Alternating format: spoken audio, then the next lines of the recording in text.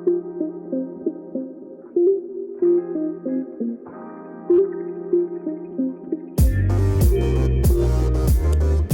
what's up, everyone, and welcome to episode 3 of Aimbot, the weekly podcast dedicated to discussing all things video games. I'm your host, Kaif Pape, and today I'll be going over the state of Cyberpunk 2077 and upcoming content for Call of Duty Warzone. So, I hope you all had a great weekend. For me, it was kind of shit because I had to work, but that's another story. Let's just get straight into it.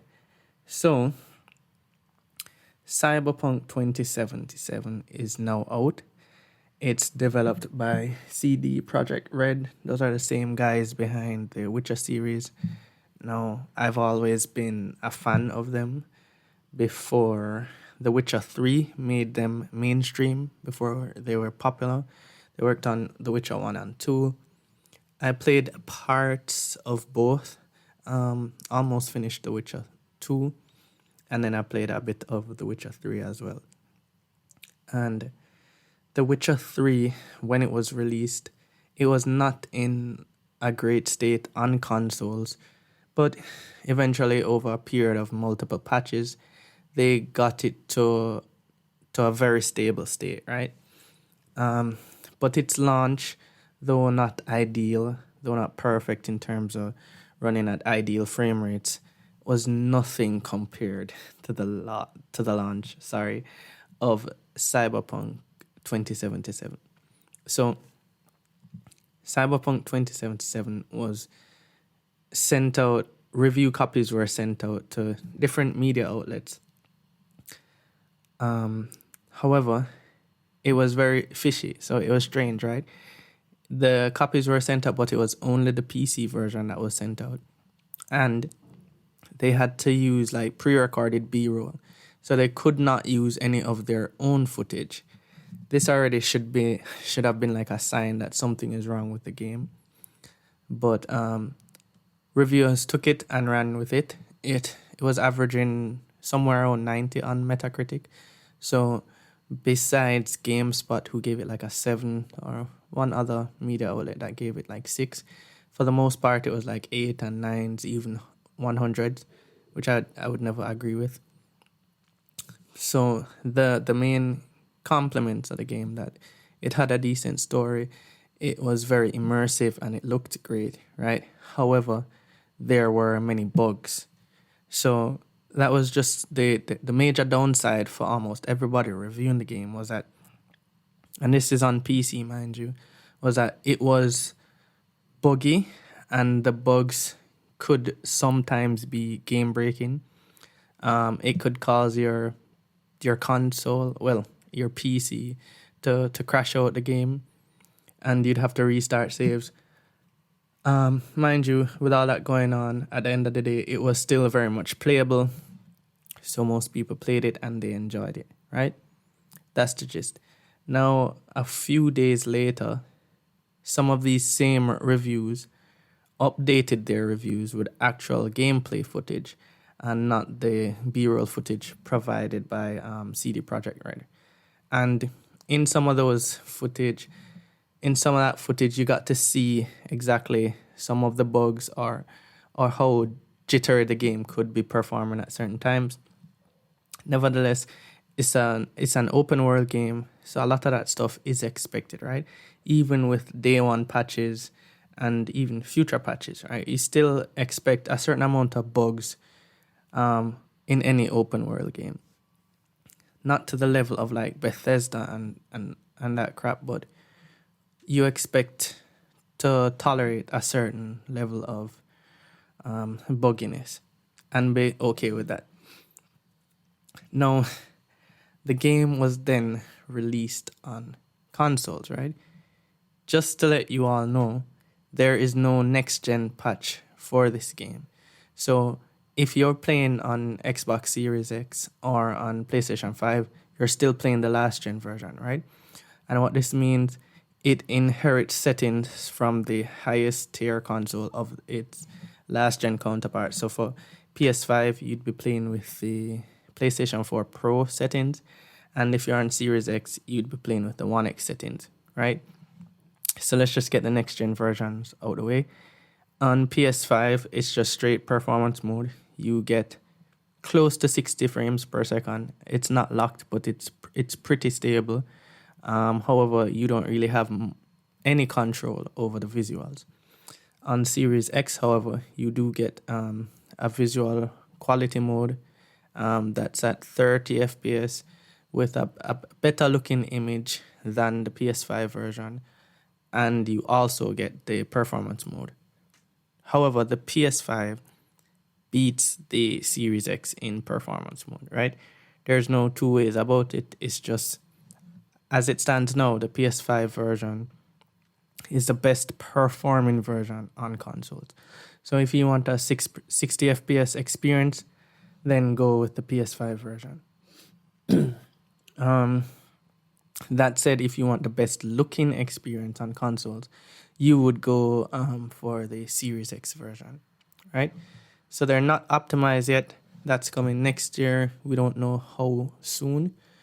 So you will not have like ray trace reflections or shadows or GI or ambient occlusion or any of that stuff. All that stuff is off the table. You're playing with the best looking last gen settings. So those consoles perform okay, and even then the image quality is not the best. You're not getting a native 4K, and the game does appear to be a bit grainy sometimes. So turning off stuff like film grain and chromatic aberration is pretty much a must on consoles. Anyway, down to the base consoles, which this is the largest part of your audience, right? Most persons do not have a powerful PC, and most persons still are on last gen consoles, right?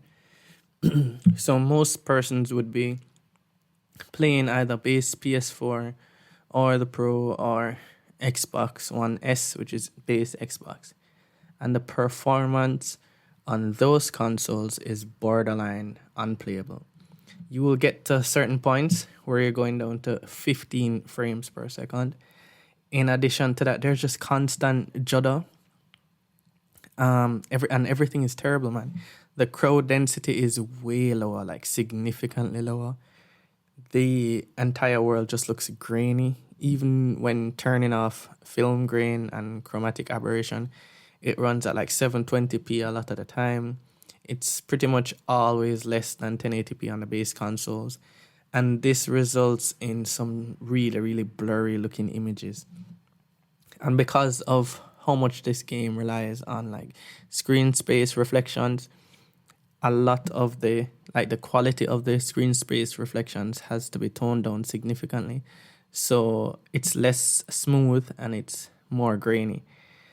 And that translates really terribly into just the overall performance and appearance of the game. So a lot of the missions will cause you to either just not be able to aim properly, your console will crash. There were minor reports of some persons actually bricking their console and having to like reload everything based on 2077's performance. There are constant blue screens, T-posing, persons falling through the environment, the works. Everything bad that just think of a Bethesda release, but probably 5 times worse, right? So that's the current state of Cyberpunk. Now, this developer, right, CD Projekt Red, they were renowned for the quality of their games and their support. And it seems like a lot of reviewers are giving them a pass based on this, right? Which that should not be the case. You should not, under any circumstance, send out a review and say you're not allowed to use your own footage. I've never even heard of that being done before. Maybe it has, and I'm not aware. But that should not exist. If you are confident in your product, even if it's just a PC release, send it out, let persons review it thoroughly, and come up with their own opinions. Not only that, you then put an embargo on the console reviews. Like, you don't even send out any console copies for review. You only send out a PC version. In addition to that, this game is out, right? Right now on consoles, running as low as 15 frames per second, right? Which is terrible. They delayed the game multiple times, even when the game was confirmed to have gone gold, meaning it was complete. They delayed it yet again, particularly because they wanted to improve performance on the consoles. Now, if performance on the consoles is this bad now, what the fuck state was it in before? Like sub 10 FPS? How bad could the game possibly have been running before that you had to delay it multiple times, even after it had gone gold, and still have released it in this state? It's unacceptable. The gamers know it's unacceptable. Some of the reviewers still are siding with CD Projekt Red, though I'm seeing a lot of persons coming out now afterwards and saying, yo, this is really unacceptable. And CD Projekt Red themselves know it's unacceptable. And that's why they have released, I think it was yesterday, they have released an apology. So I'm on the website now, and this is their apology, pretty much verbatim. First of all, we would like to start by apologizing to you for not showing the game on base last-gen consoles before it premiered, and in consequence, not allowing you to make a more informed decision about your purchase. We should have paid more attention to making it play better on PS4 and Xbox One. Right? Just to interject again, that is the majority of your audience. Second, we will fix bugs and crashes and improve the overall experience. The first round of updates have just been released, and the next one is coming within the next 7 days. Expect more, as we will update frequently whenever new improvements are ready. Yada, yada, yada. They go on to speak more about patches in January and February. We will be informing you about the contents of each patch ahead of release. They won't make the game on last gen look like it's running on high-spec PCs or next-gen consoles, but it will be closer to that experience than it is now. Guys, clearly this game needed more work. You should not be using the bulk of your audience as test dummies, as game testers. Finally, we would always like everyone who buys our games to be satisfied with their purchase. We would appreciate it if you would give us a chance, but if you are not pleased with the game on your console and don't want to wait for updates, you can opt out to refund your copy. For copies purchased digitally, please use the refund system. And they go on to detail how it is you can go about refunding. So basically, to summarize, they are apologizing for the terrible state, particularly on base last generation consoles, and they are actually issuing refunds, which is commendable. Like, a lot of companies would have just said, fuck it, you already bought it, you played more than 2 hours, you're not entitled to a refund, right? But they have acknowledged the fact that they hid the game's performance from the general public, and persons were not in a position to make informed decisions, right? So they're issuing refunds, which is good, but it's just disappointing. If these updates are going to run into February, just to get it closer to the experience than it is now, right? It simply means you needed more time. The biggest mistake CD Projekt Red did was announcing that the game had gone gold. That was terrible on their part, and it kind of forced them to release a rushed product.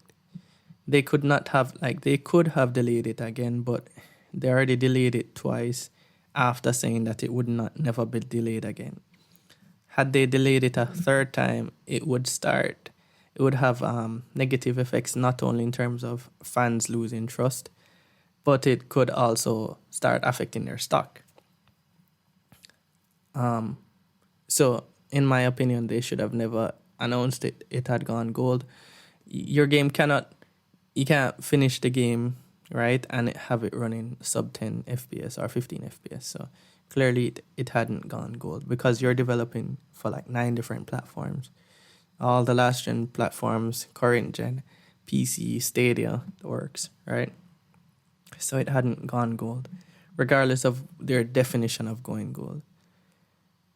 But in all of this, their stock has actually taken a hit, and the game itself has been review bombed on Metacritic and other review websites. So it's it's sad to see this happen to this type of developer, who were almost indie at one point before the success of The Witcher 3.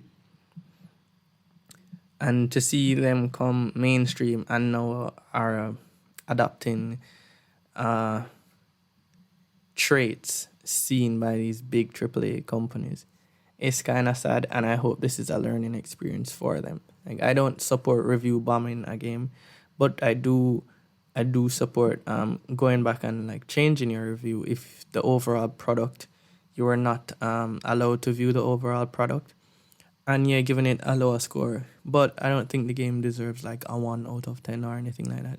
And my advice to anybody wanting to buy the game, like myself, I actually want to buy the game. I'm just going to wait, not even until they patch it, or if I have a PS5 or Series X or whatever, I'm going to wait for the actual next gen specific consoles, right? So I'm pretty sure they're going to release like a high frame rate 60 FPS mode, performance mode, and then again like a 30 FPS mode with ray tracing, which is the version I'm planning to play because I'd rather see all the graphics, how the game looks in its glory, than I'm not really that obsessed with 60 FPS gaming. But yeah, that is the current state of Cyberpunk 2077. It's unfortunate, but it is a conscious decision that they chose to make. And I'm just happy to see that they've acknowledged that they fucked up and they're actually issuing refunds, right? And hopefully the whole refund process is smooth and everybody either gets to get their money back, or if you're still planning on playing the game in its shitty state, hopefully you have fun and you don't really care much about frame rates and all that. Now, next in the news, not necessarily in the news, but what I'm particularly hyped about is the latest updates coming to Call of Duty Warzone. So personally, I didn't buy Cold War. I didn't think it was that much of an improvement over Modern Warfare to warrant a purchase. In fact, I think it was a big downgrade in a lot of aspects, like the animation. The graphics quality was pretty much the same. In fact, Cold War probably had higher resolution assets. However, the whole world geometry was lower, so the sound design was definitely worse. So overall, in my opinion, it was a bit of a downgrade. Though there will be persons who argue otherwise because they prefer like the stiffer gameplay and the more arcadey style, which is akin to older Call of Duty titles, right? However, the games have merged and Warzone will be getting Cold War content. So I'm actually pretty excited about that because as it stands now in Warzone, which is one of the primary games that I play, not just because it's free to play, because I've actually spent money on like battle passes and stuff like that to support the developers, but it was just genuinely fun. I don't like Fortnite, I don't like cartoony type games, and it is what I always wanted, a battle royale that is like from a military perspective and more realistic and not slow and shitty like PUBG, which looks like it was made in 1995. But the current state of the game, it's not fun anymore, man. There's still cheaters. The latest glitch was the infinite stim pack, so you could just sit in the storm and just stim, and kill people outside the gas. It's full of just non-stop pure sweats. So persons who I don't know if these guys think they're professional gamers or what. it's just sweats, man. Every game is completely sweaty and tense. It's not as laid back. I think it probably has to do with skill-based matchmaking as well, because the lobbies I'm getting in, and I'm just 1 point something KD, and the lobbies I'm getting in are pretty much terrible. Not to mention I don't have an actual go-to squad, so I play with randoms and it's always a clusterfuck. So the most fun for me now is either solos or plunder, right? And even then, it's still sweaty, and it's not as fun as it was in the early days. And there's no new content. Everybody's running around with kilos and R9 fire shotguns. There's no. The last time this happened was with before even the Grow was with the. What the fuck was that LMG called? I don't even remember that LMG, and it quickly got nerfed. In fact, it got nerfed twice. The Growl got nerfed. But the strange thing, if you're going to constantly nerf all these guns, they'll eventually be back on the same level they were before, right? So the Kilo has been the best gun in the game for the past 2 or 3 months. And everybody's using it, and there's no nerf inside. The R9 fire shotgun, in fact, any shotgun now with the Dragon Breath rounds needs a nerf. There's no nerf inside.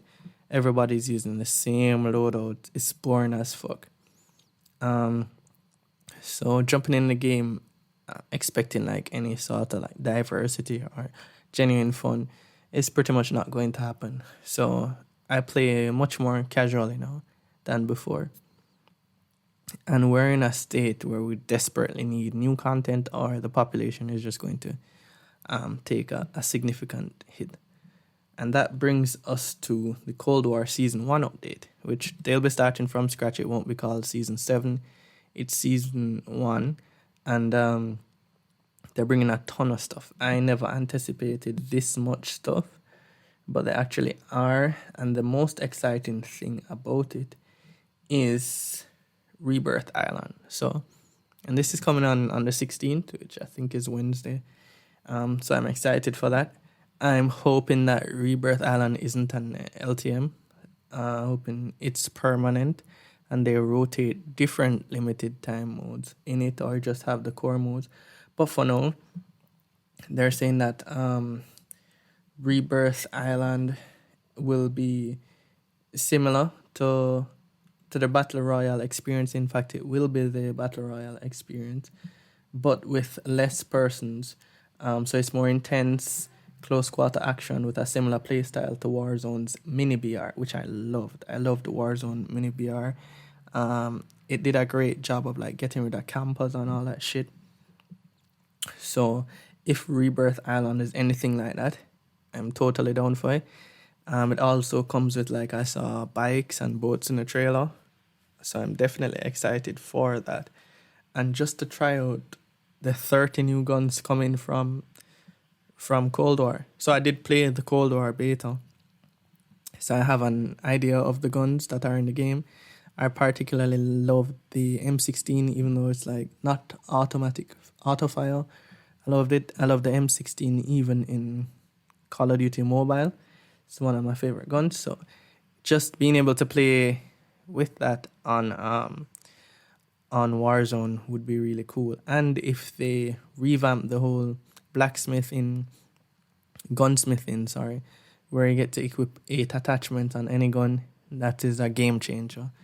So I'd forego any perk just to get all 8 attachments on any gun, or combining attachments with different perks.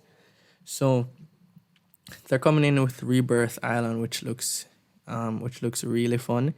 That will pump at least another half a year of excitement into the game, right? 6 months getting to know the map, playing it non-stop, and whatever modes might be coming to that map.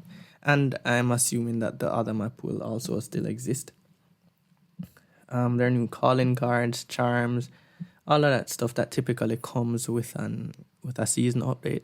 However, everything just looks so much bigger and grander scale, right? So I'm really excited for that. I'll definitely be picking up the season pass and be playing that non-stop as soon as it drops. So expect actual content on the YouTube channel. Expect actual Call of Duty content once that drops. I was planning on dropping some content, but it's pretty much at the end of the season, so it won't be as like engaging or attract any viewership at all if I release it now.